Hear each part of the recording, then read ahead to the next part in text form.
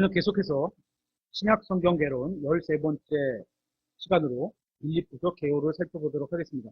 빌립보서의 주제는 기쁨입니다. joy. 그죠?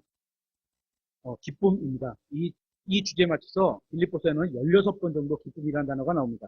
그래서 신약 성경 중에서 가장 기쁘게 읽을 수 있는 그런 책이기도 합니다.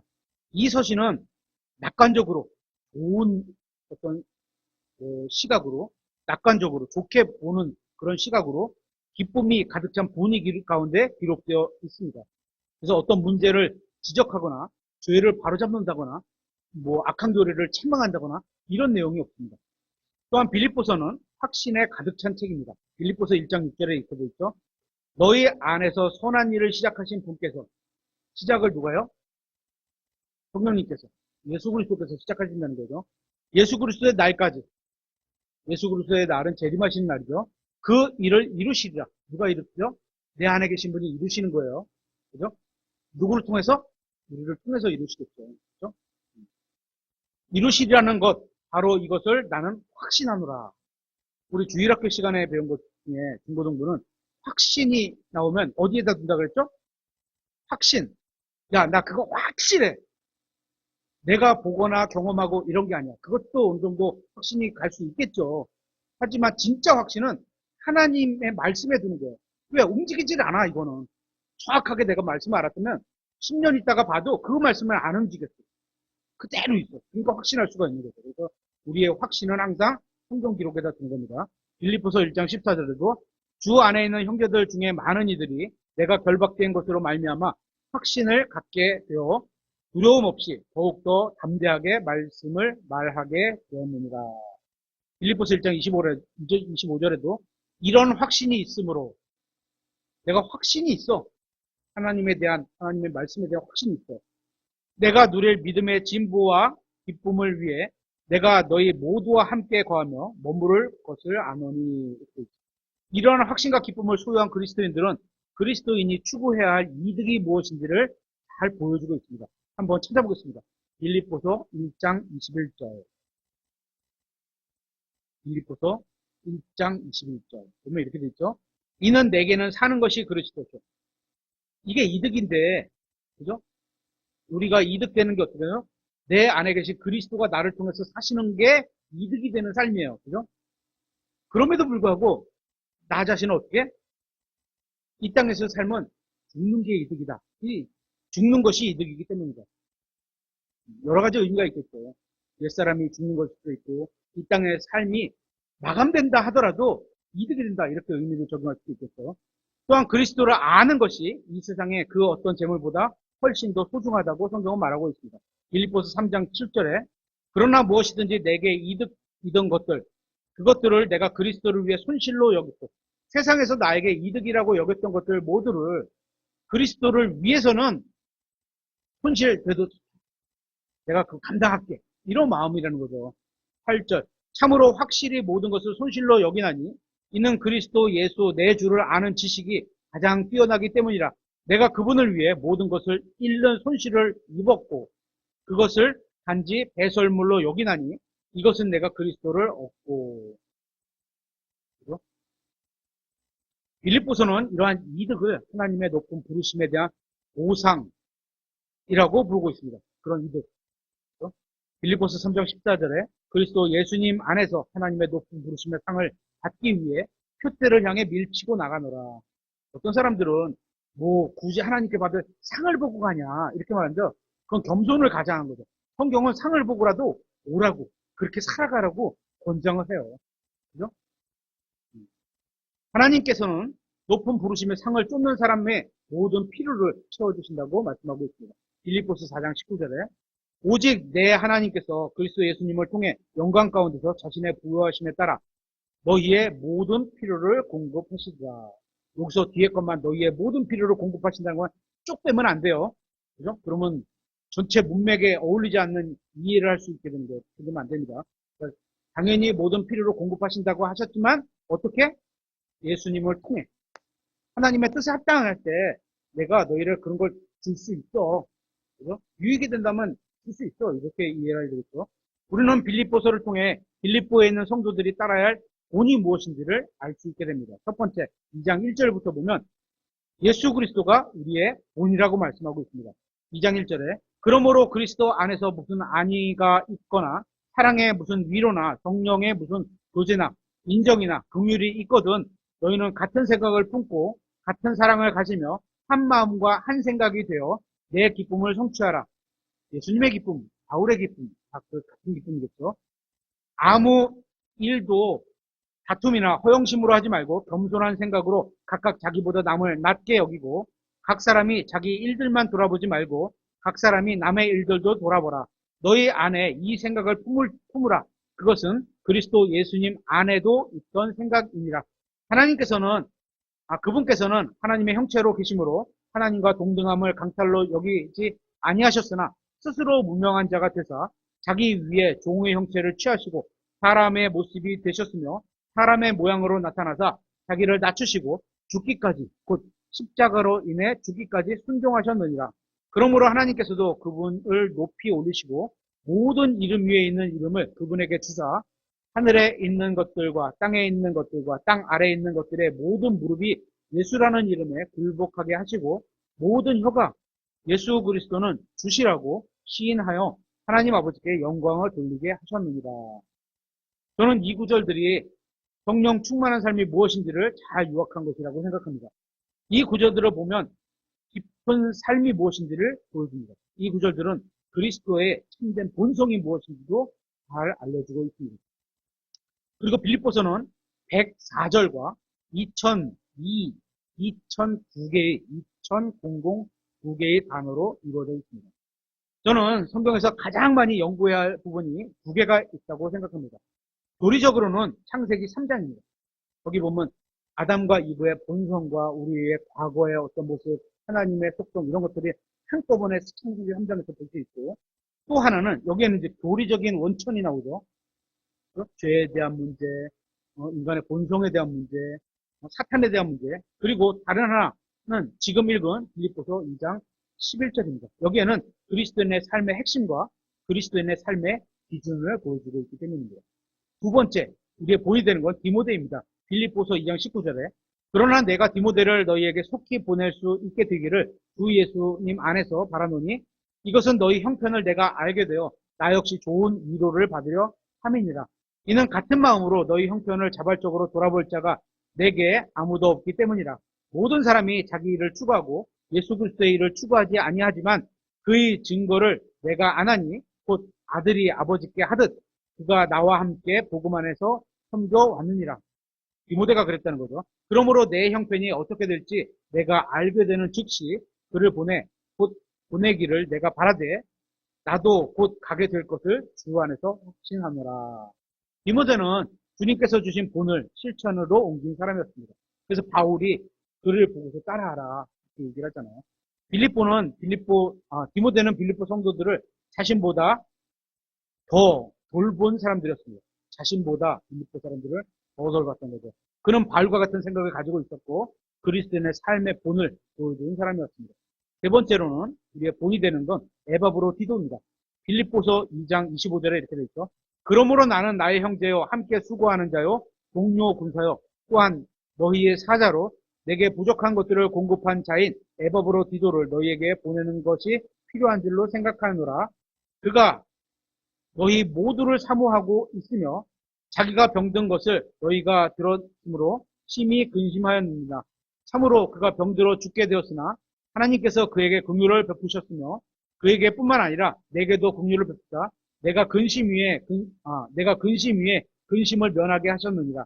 그러므로 내가 더욱더 조심스럽게 그를 보내었으니 이것은 내가 그를 다시 보고 기뻐하게 하며 나도 근심을 덜려 함이었더라. 그러므로 주 안에서 모든 기쁨으로 그를 받아들이고 그런 자들을 존귀하게 여기라.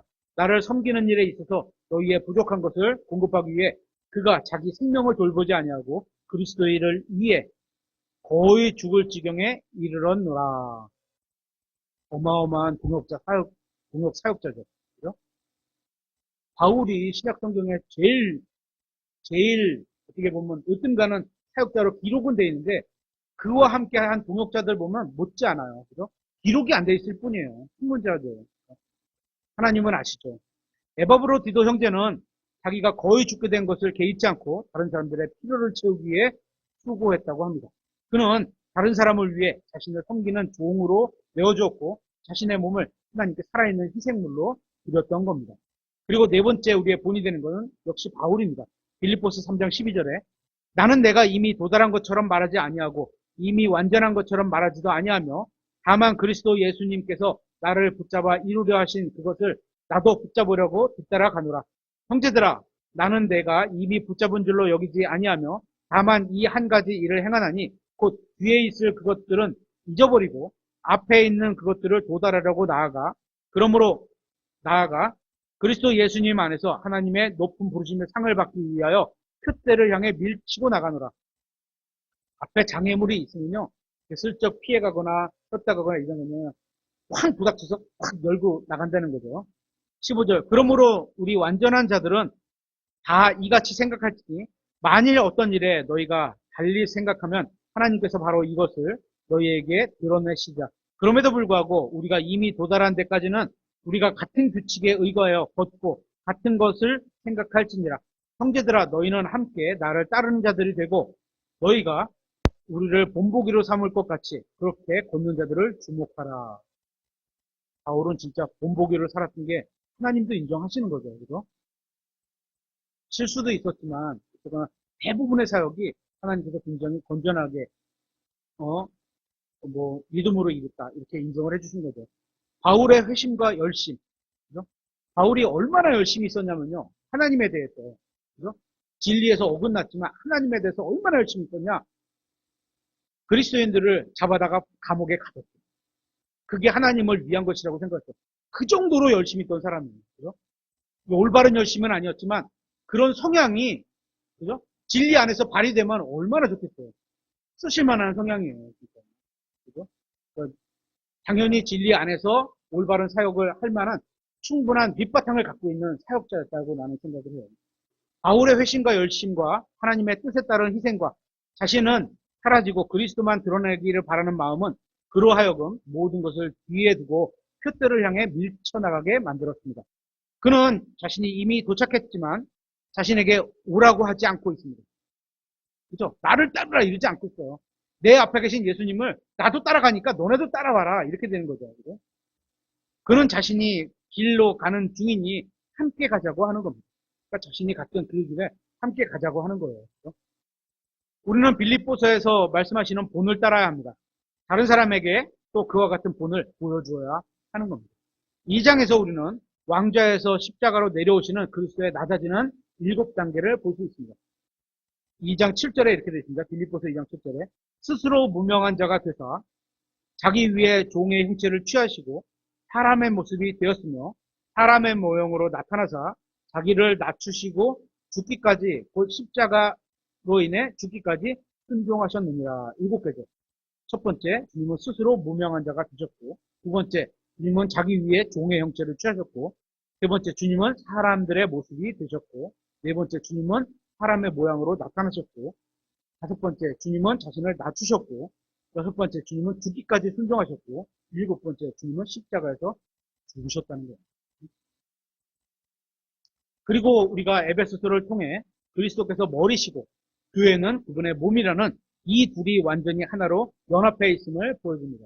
그리고 빌립보서를 통해 우리는 주님과의 연합이 그분의 몸인 교회에 속한 각 개인의 기쁨 가운데 이루어졌음을 알고 있습니다.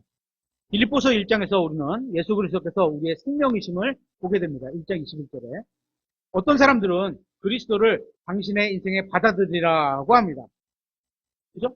맞는 말이잖아요. 구원받으려면 이래야 되니까. 하지만 그리스도를 인생에 받아들이는 것으로는 충분하지 않습니다. 구원받는 게 다가 아니기 때문인 거예요. 당연히 받아야 돼요. 반드시 해요. 그죠? 하지만 거기가 끝이 아니라는 거예요. 받은 사람의 시작일 뿐인 거예요. 그리스도께서 우리의 생명이 되셔야 합니다. 삶에 그 생명으로 살아가야 되는 게 필요한 거예요.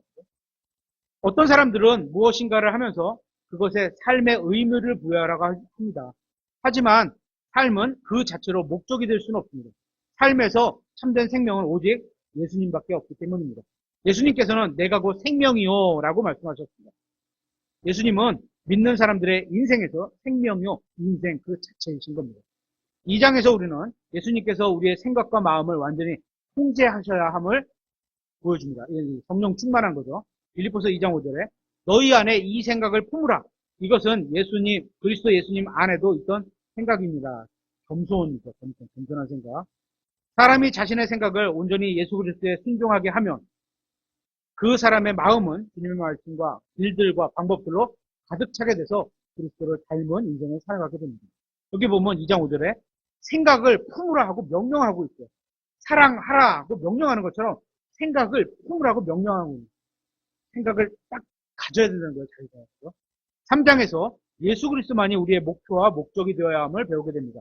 3장 13절에 형제들아 나는 내가 이미 붙잡은 줄로 여기지 아니하며 다만 이 한 가지 일을 행하나니 곧 뒤에 있는 그것들은 잊어버리고 지나온 것들은 빨리빨리 잊어버리세요. 잘한 것도 잊어버리세요. 빨리빨리. 그렇죠? 하지만 어떻게? 앞에 우리가 보고 가는 것, 특히 뒤에 있는 걸 잊어버리는 건 잘못된 것도 당연히 회개하고 반성하고 이런 게 있었어야죠. 하지만 그 다음으로 나가기 위해서는 그게 붙잡고 있으면 못 나간다는 거예요. 그 붙잡는 거는 망가주는 생각인 거예요. 빨리빨리 뒤에다 놓고 버려. 잘못된 거 있을 수 있어. 했을 수도 있어요. 다 죄인이잖아요. 죄 본성 아직 우리가 갖고도 있잖아요. 새 사람이지만 옛 사람의 본성도 있거든요. 지으면 안 되겠지만 지을 수도 있어요. 그럴 때 어떻게 해? 그걸 자꾸 그게 내 생각을 잠식하고 있으면 앞으로 나가는 데는 절대 방해가 되는 거죠. 달리기 하는 선수의 뒤에 고무줄 하나 딱 매달고 땅에다 박아놨다고 생각해요. 달리면서 힘이 계속 뒤로 끄는데 언젠간 주저앉게 되거든요. 그러니까 뒤에 걸 보지 말고 당연히 지나간 것들은 회개하고 깨끗이 청산해서 그죠? 하나님 앞에 용서받고 앞으로 나가는데 전념을 해야 되는 거죠. 그리스도 예수님 안에서 하나님의 높은 부르심의 상을 받기 위해 표대를 향해 밀치며 나아가노라. 우리는 무엇을 향해 살고 있습니까?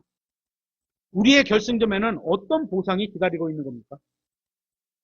우리는 이 세상에서 무엇을 이루려고 하고 있는 겁니까? 자신의 인생의 목적과 목표와 이런 게 없으면 그냥 세상 사람들하고 다를 바가 없는 거예요. 세상에서 주어지는 것들만 추구하고 살아가면 오늘 하는 구원받았다 할지라도 하늘에 가면요 아무것도 없습니다. 부끄러움만 당하는 거예요. 구원은 받아서 하늘나라 가겠죠. 하나님의 자녀가 되죠.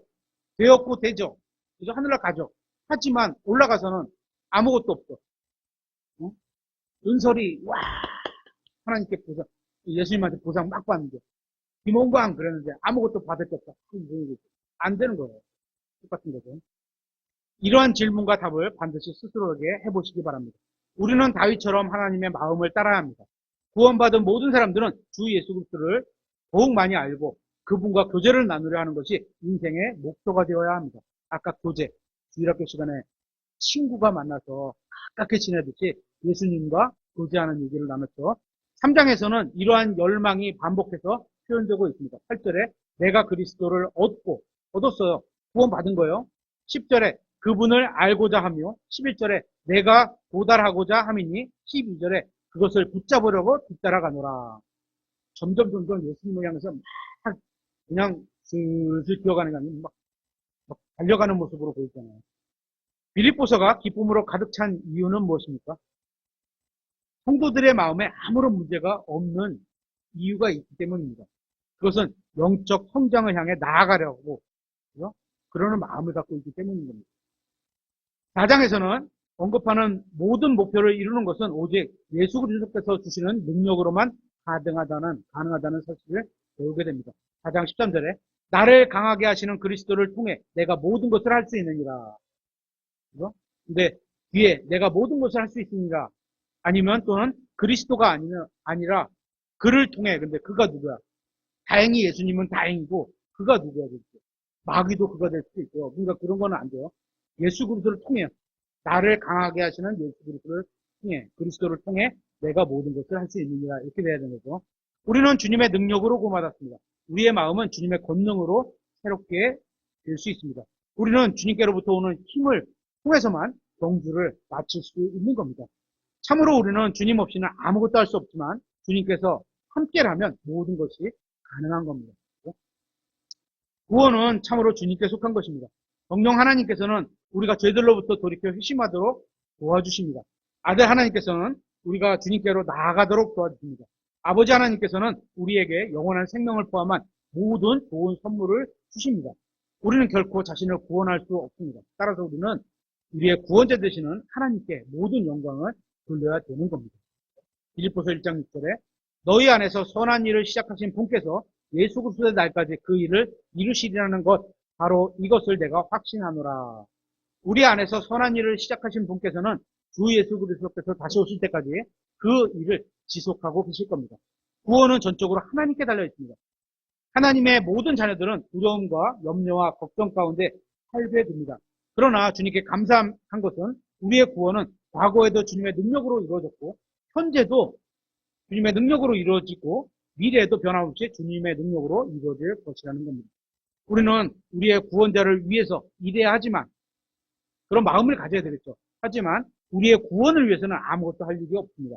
우리의 구원을 위해서 일하실 분은 하나님이시며 우리는 그분의 말씀을 통해 그러한 사실을 확신할 수 있습니다. 우리가 하나님의 말씀을 붙들고 있는 한 결코 흔들리지 않는 신앙을 이어갈 수 있게 되는 겁니다. 오늘은 이렇게 해서 마치도록 하겠습니다.